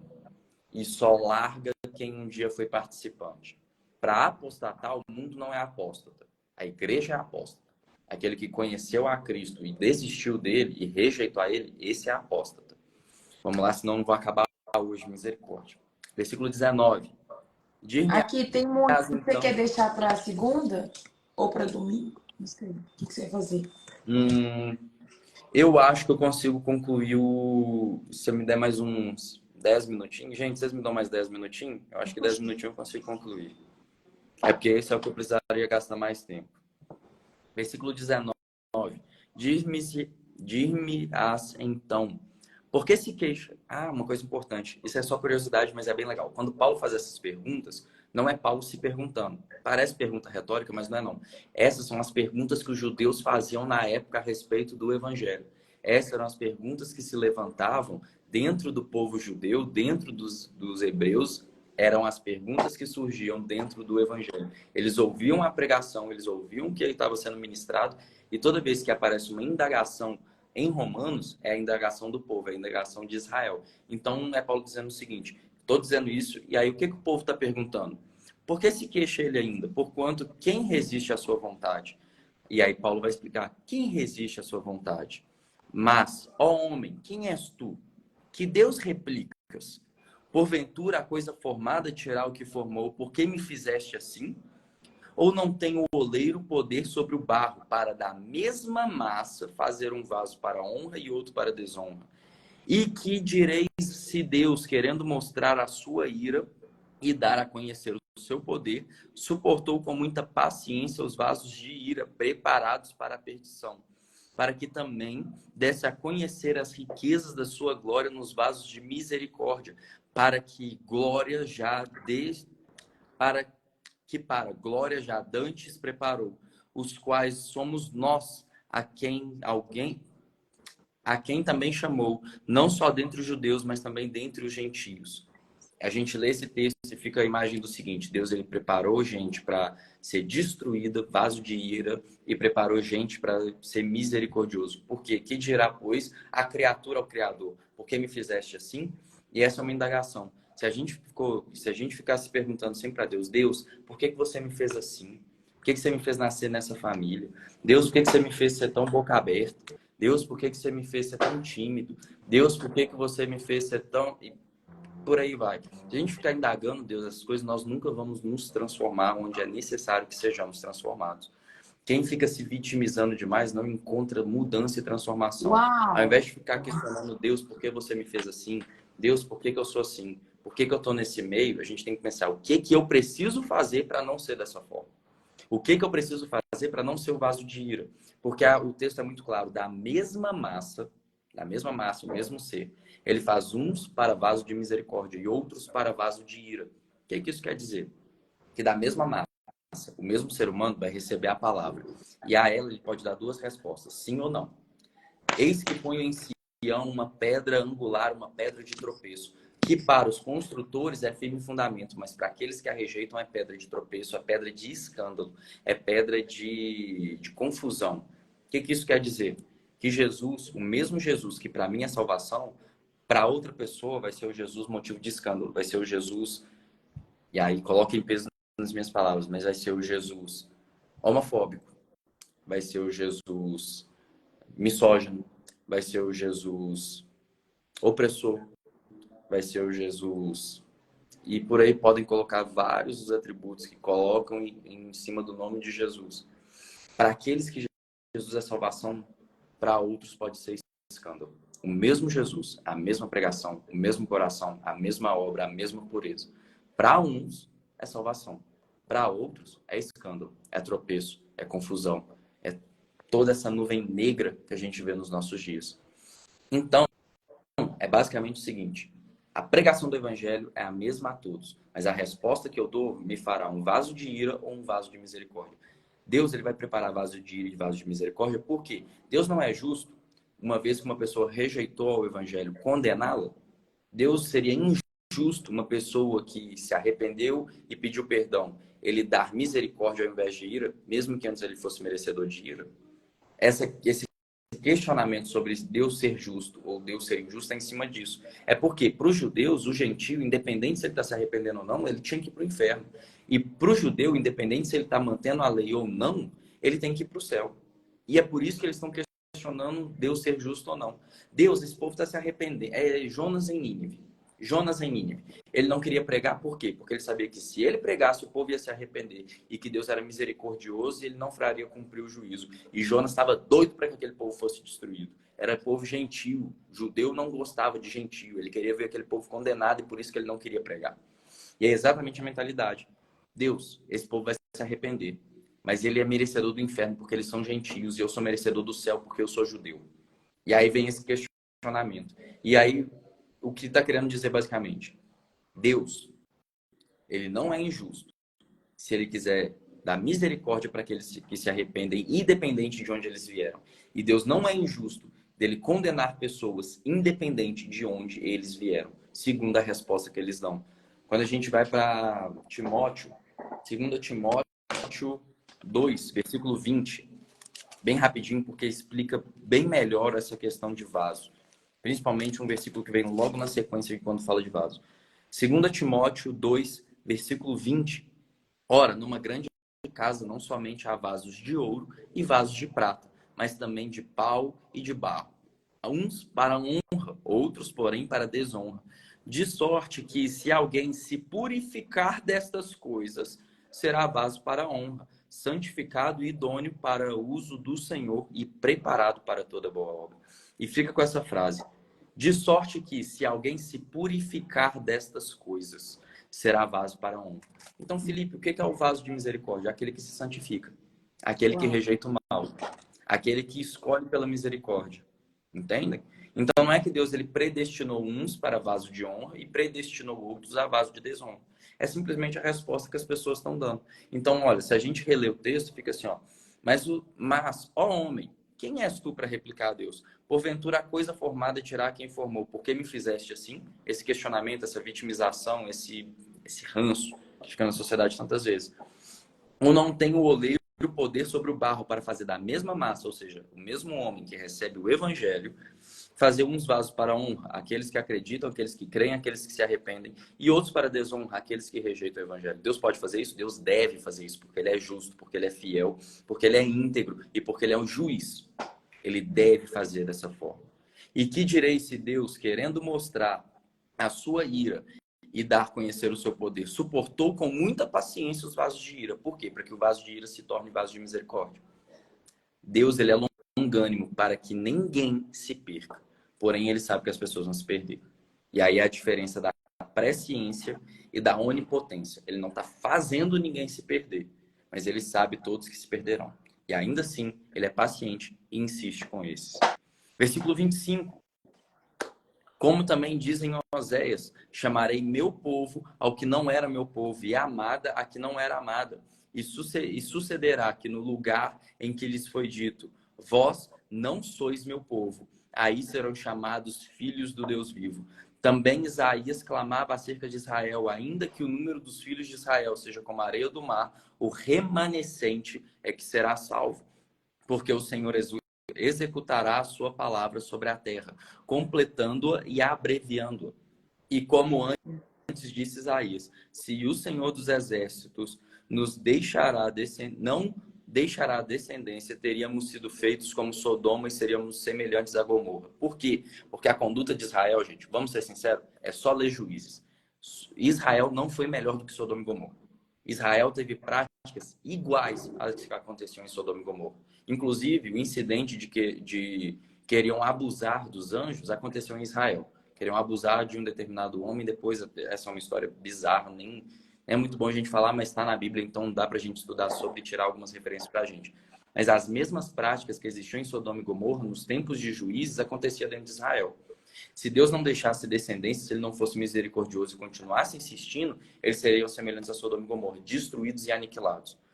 Por isso que começa com que, mesmo que seja muito numeroso os judeus, o remanescente é que será salvo. É quando Elias, ele vira e fala assim, Deus, somente eu permaneci, não dobrei os meus joelhos a Baal. Deus, ele fala assim, não, ainda existem 7.000.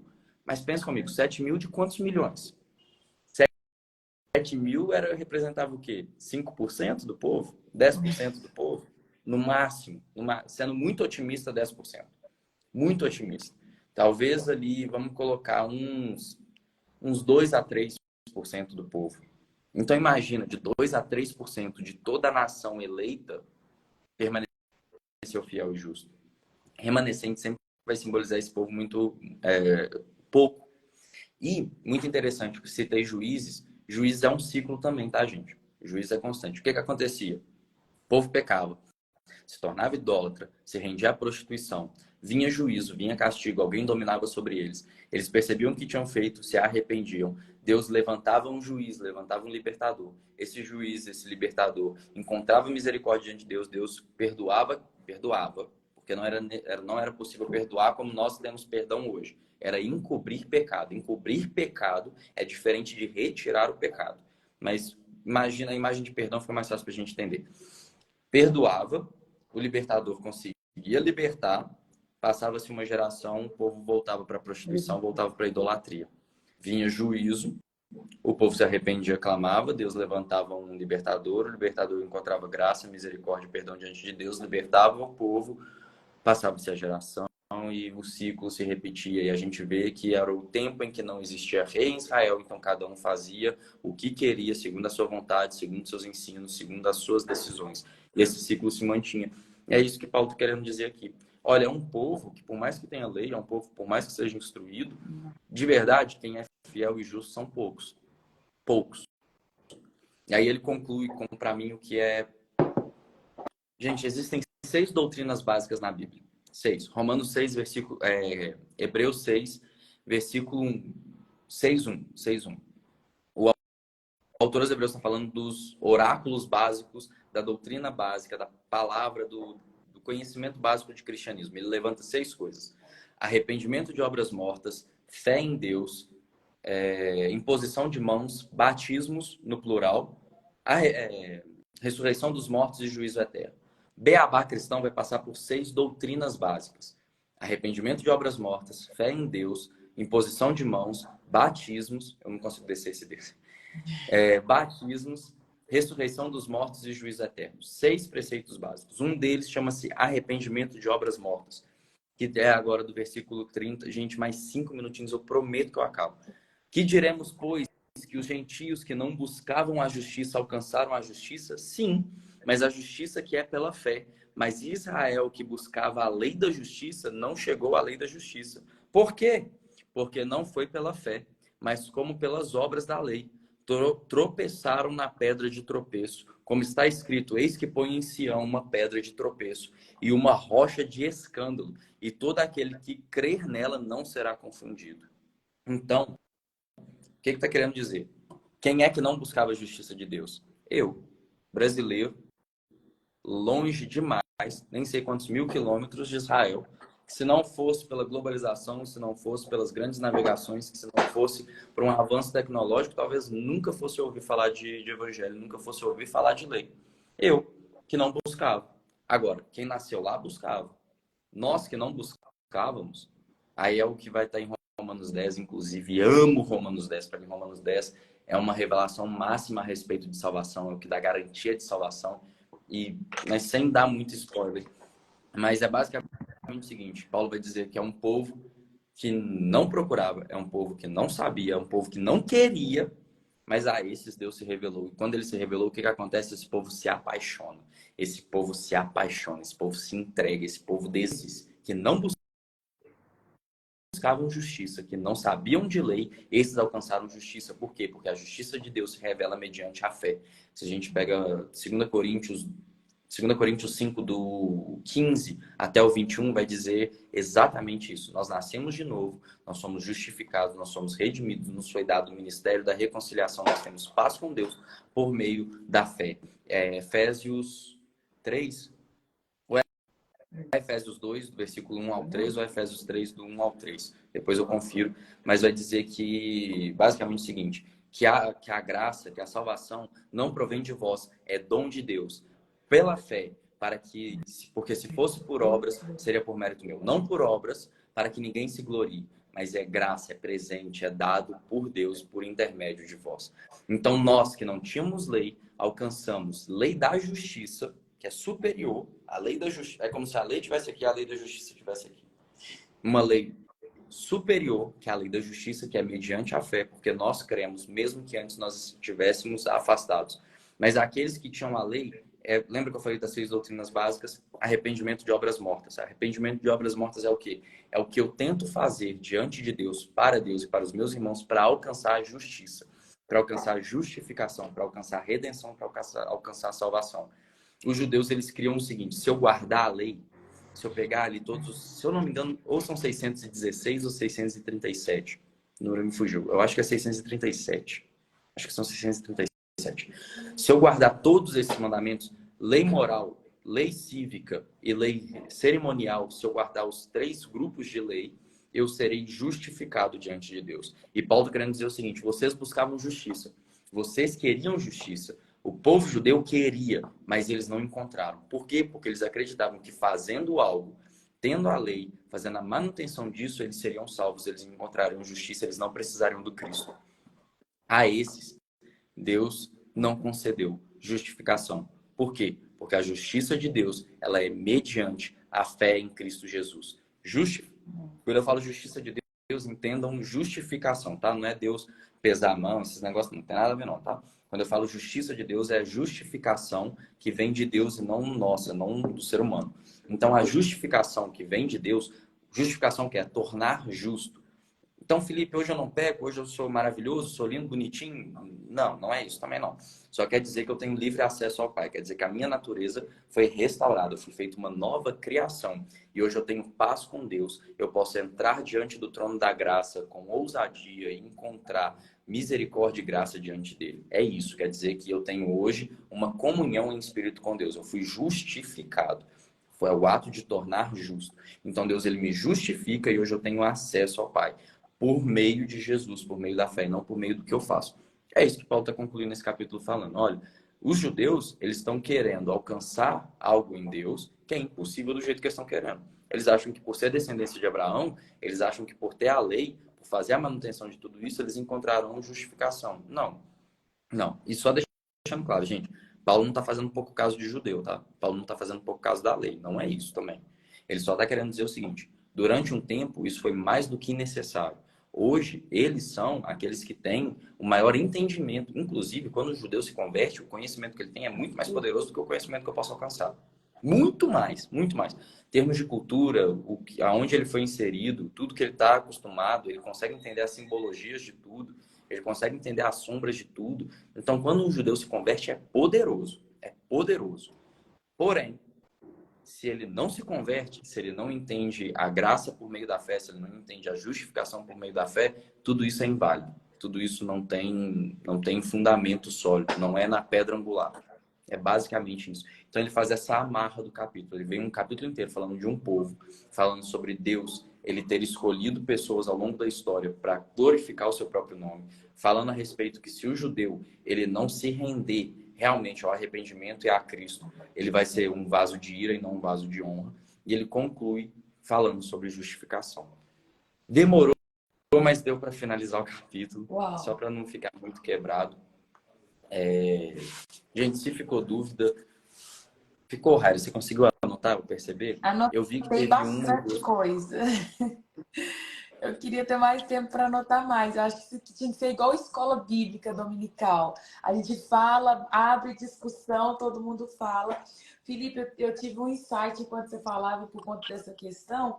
Eu acho que a gente vai ter que fazer um dia, igual, por exemplo, meu coração fica muito grato pelas vidas que estão aqui até agora, porque não é fácil, né, você ficar 1 hora no Instagram para poder escutar alguém falando. E eu pensei de fazer um bate-papo no Zoom, sabe? Com esses temas mais chaves, porque bate-papo no Zoom, a gente pode colocar aí 1 hora e meia, 2 horas, num dia que a gente estiver de boa, tranquilo, porque aí as pessoas podem conversar e abre a câmera e o povo pergunta e bate papo e você explica mais detalhado e a gente coloca anotação.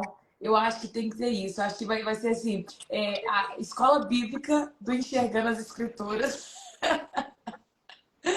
porque isso é Amém. uma aula, sabe? Dá para perceber, é muito claro. Há uma diferença de quando eu ensino, quando você ensina, tem riqueza de detalhes, tem versículos, pontos, chaves. Eu amo falar sobre essa questão do faraó, achei muito pertinente, muito legal. A parábola do semeador, isso dá uma mensagem tanto também. Então são vários pontos, né? Que aí você vai destrinchando e isso vai instigando a gente, tipo, eu quero aprender mais da palavra.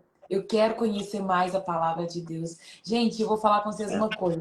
Quando a gente vai aprendendo mais de Jesus, mais perto dele a gente quer ficar, mais dele a gente quer saber, e isso nos ajuda a entrar no lugar de ser vasos de honra, e é uma vida em santificação. Isso que você falou também, eu achei o máximo, né? É vaso de misericórdia, aquele que se santifica. Então você liberou várias chaves que eu para mim foi uau, né? Uau. Então nós vamos precisar marcar uma sala no Zoom, tá? Gente, eu tento correr porque eu sei que assim é um horário que tem muita gente que está indo trabalhar, e muita gente que tem agora seus compromissos. Às vezes, se eu fosse mostrar meu esboço aqui, gente, deu quase 2 páginas escrevendo. Foi Não, parecia muita que coisa. ser ontem. Então, eu Tinha que ter 2 horas de live. tentei resumir o máximo, tentei correr por muita coisa. Eu anoto tudo que eu falo, só para deixar claro, eu tenho uma coisa muito estabelecida no meu coração, que aquilo que eu transmito, aquilo que eu falo, não é em cima de achismo. Eu acho que quando é em cima de achismo é muito perigoso. Então, as coisas que eu vou levantando assim, a maioria das vezes eu deixo até o versículo de cada frase, de cada ponto. Por quê? Exatamente, se levantar algum questionamento, se alguém quiser saber mais, quiser aprofundar, tá ali, sabe? E isso dá uma base um pouco mais sólida. Se for abrir cada versículo, de cada ponto, de cada coisinha, de cada detalhe, gente, é 4 horas de explicando o contexto do versículo e a carta que foi escrita, enfim. Acho a ideia maravilhosa, me disponho, a hora que você quiser, é só marcar. Graças a Deus, hoje, Deus ele abriu umas portas que foram maravilhosas em vários aspectos. Então, assim, dá pra gente marcar, dá pra gente planejar. Vocês, gente, vocês querendo também minha participação, querendo a gente fazer esse Óbvio. bate-papo, que aí a gente consegue citar, consegue listar, fazer mais coisas. Porque, inclusive, esses pontos, por exemplo, do vaso de honra e vaso de santidade é maravilhoso. Inclusive, o tema que nós vamos começar com os adolescentes, aproveitar, porque eu acredito, eu não vi o nome de nenhum deles aqui, eu posso falar. A gente está tentando manter uma surpresa, mas os próximos 2 meses com os adolescentes na igreja, a gente vai tratar só sobre santidade. Vão ser Amém. 16 momentos de palavra, 8 de célula e 8 de culto só para bater em cima de santidade. O quanto isso é importante e precioso. Por exemplo, isso de predestinação versus livre-arbítrio também dá uma... Nossa, é enorme. Aí dá um É possível bate-papo. E perder a são salvação? coisas que às vezes a gente não consegue soltar no Instagram. Não Não. é assunto que você vai colocar no Instagram. Talvez é um assunto que você vai bater papo com aqueles que querem aprender, com aqueles que querem ali discutir. Você abre um negócio desse no Instagram, às vezes vira uma bomba, sabe? É, E eu não sou do tipo que fica tipo, vou abrir uma polêmica aqui para todo mundo ficar brigando. Não. Eu prefiro a gente se apegar nesses princípios básicos, né, os elementares, agarra nisso aqui e nós vamos fazer de tudo para chegar nesse ponto da isso. salvação, sabe? O Isso. Insta do Felipe tá aí, é só se você clicar em cima aí, acho que na sua aba vai ter o Instagram dele, aí você vai lá e pode seguir ele, tá? O Felipe é mestre E ele ensina com muito amor, com muito zelo. Eu vejo isso, né? Desde o início da semana que ele está estudando e falando, preparando aí o material. Achei a coisa mais linda, sabe? Então, eu creio que nós vamos estar juntos aí, né? Romanos 9, 10 e 11. Estamos juntos, não é isso? Então, Isso. É esse meio de Romanos que eu vejo que é muito decisivo para entender e, assim, faz uma virada de chave muito forte, principalmente no sentido de salvação. Porque, assim, quando a gente discute essas coisas, gente, é por um simples motivo. Nós precisamos ter certeza da nossa salvação. A única salvação que eu posso ter certeza é da minha. O resto eu vejo frutos de santidade, eu vejo frutos de uma vida salva. Mas ter certeza mesmo é só da minha. É muito individual, muito pessoal. Então, se às vezes a gente não tem certeza nem da nossa própria salvação, é complicado. E dá também, no amor não há medo. Antes o perfeito amor lança fora todo medo. Ora, o medo pressupõe punição, pressupõe juízo. Muitas vezes a gente fica no medo, isso eu estou citando 1 João 4,16, se eu não me engano. Se a gente fica muito focado no juízo, de eu não sei se eu sou salvo, agora eu estou salvo, agora eu não estou, nossa, que instabilidade, não sei o quê. Isso é muito danoso para o meu relacionamento com Deus, porque dificilmente eu vou conseguir ter uma vida constante de oração, de leitura da palavra, de prática da palavra, desenvolvimento e amadurecimento, se eu não tiver certeza do amor de Deus, se eu não tiver certeza de que eu estou no caminho certo, de que eu fui salvo hoje aqui nessa terra, que eu serei salvo na glorificação futura. São coisas que, assim, às vezes parece muito teórico, mas não é não. A aplicação prática é, assim, muito real, muito real. Disso que eu quis tirar esses ciclos, por exemplo. Muitas vezes a gente vivendo um ciclo de pecado, por que é perigoso? Porque eu não vou me arrepender, porque eu caio nesse lugar sim. de, tipo assim, eu peco, quando acontece uma coisa ruim, eu me arrependo. Aí quando eu vejo que tá tudo bem, eu abro mão de Deus de novo. Aí a pessoa, ela desvia e volta o tempo inteiro. Aí fica um pé na igreja, um pé fora, não tem constância, é instável. Então, assim, são coisas que têm muitas aplicações práticas. Se a gente fosse abrir tudo, tá? Uma live de 2 horas tranquilamente. Mas vamos conversar, vamos Vamos colocar para frente, lapidar ver se a gente essa faz ideia do Zoom, né? Vamos, acho muito bom. Teve alguma pergunta que eu tento responder muito, pelo Teve menos uma muito pessoa brevemente, que só. perguntou alguma coisa de Faraó, se Faraó morreu no mar Vermelho, mas a Bíblia não relata claramente que ele Ah, morreu nem que ele não morreu. Não se sabe se foi no Mar é, Vermelho ou não. Sabe que o exército afundou todo. Eu não sei se ficou é alguma igual falar. dúvida. Tem algumas coisas, gente. Assim, se a Bíblia fica em silêncio, a gente não tem que falar nada. Eu tenho isso como uma verdade muito grande para mim. Se a Bíblia se cala, por que é que eu vou querer falar? Acho que não tem muito porquê. É a mesma coisa, tipo, qual que é o nome de Faraó? Tem suposições? Várias. A Bíblia fala, não. Por quê? Porque a ideia do Faraó é muito mais importante do que o nome do Faraó. A ideia de um império de trevas é muito mais importante do que o nome do imperador. A ideia da opressão é muito mais válida do que quem oprimiu. Então, assim, é só para ter como essa estrutura. Então, assim, pensa nisso. No que a Bíblia se fala, no que a Bíblia se cala, nós não temos necessidade de falar. A Bíblia já fala de tanta coisa, então focar no que ela Amém. já fala já dá um trabalho bom já. Amém. Vocês usam Bíblia para devocional ou só livro devocional mesmo? Não, a Bíblia, a gente usa a Bíblia. Só vai mudar a Inclusive, tradução. A minha tradução é NVT, a sua é qual? a minha é Almeida Revista e Corrigida. Eu Ah, gosto muito das duas, Revista Corrigida e da atualizada. A linguagem é mais chatinha, mas com o muito, muito dicionário do lado chato. já Isso é aí é legal. linguagem para mestre, gente. Vocês compram a NVT que entende melhor. É. Eu costumo falar, inclusive teve uma dos adolescentes que perguntou, Felipe, porque eu já escutei porque a versão tal é mais próxima do original e não sei o que. Eu falei assim, ó, eu uso essa. Você escolhe a versão que você entender, porque você lê Bíblia para você não entender não faz sentido. Então Exatamente. escolhe a linguagem mais acessível para você, que vai fazer você entender, que vai te direcionar o caminho. Quando você estiver com uma base boa, Aí você maturidade, nível pula maior, de nível, né? Aí você vai para essa aí do, aí você do, do pensa. Felipe. Aí você Amém, pensa. gente. Nós precisamos encerrar por aqui. Tem alguém que está afastado dos caminhos do Senhor que gostaria de voltar hoje? Ou tem alguém que gostaria de aceitar Jesus? Você ainda não fez essa oração e gostaria de fazer essa oração? Se você quer, você vai escrever assim: Senhor Jesus, eu te aceito como meu único e suficiente Senhor. E se você quer voltar, você vai escrever: Senhor Jesus, eu quero voltar. Nós vamos orar pela sua vida, sabe? Eu gosto muito, eu acho que nós precisamos, como igreja, falar de assuntos, discutir a Bíblia, sabe? Apresentar, mas a gente não pode fugir do básico, que é creia em Jesus, sabe? E busque ser o mais parecido que você conseguir com ele, né? Eu acho que Isso. esse é o foco de uma vida cristã. Tente ser o mais parecido que você conseguir com Jesus. Tá? Eu creio que deve ter pessoas que vão assistir essa live posteriormente, mas já vamos orar também. Se caso alguém quiser aceitar Jesus, você deixa nos comentários. Amém? Ora por nós aí, Felipe. Ora, vamos lá. Pai, Amém. obrigado. Obrigado porque o Senhor é maravilhoso, obrigado porque o Senhor é bom, obrigado porque a sua misericórdia dura para sempre, elas são renovadas todos os dias. E esse é o motivo pelo qual nós não somos consumidos. Pai, obrigado porque aprove ao Senhor separar esse tempo para nós aprofundarmos na palavra, aprofundarmos em conhecimento. Pai, para que ela seja também não só como algo teórico, mas com uma aplicação muito prática em nossas vidas. Que nós saiamos desse momento como cristãos melhores, com a mentalidade mais renovada e mais próxima daquilo que o Senhor deseja que nós tenhamos. Pai, se tinha alguém que estava ainda, talvez não distante dos seus caminhos, mas inconstante, uma pessoa que talvez tivesse dificuldade de manter uma vida de oração, uma vida de jejum, uma vida de leitura da palavra, de prática da palavra, que esse seja um momento para que a tua graça, para que o teu Espírito Santo alcance esse coração, alcance essa vida e mude caminhos, porque o Senhor é expert em mudar pessoas, caminhos, jornadas e transformar a loucura em sabedoria.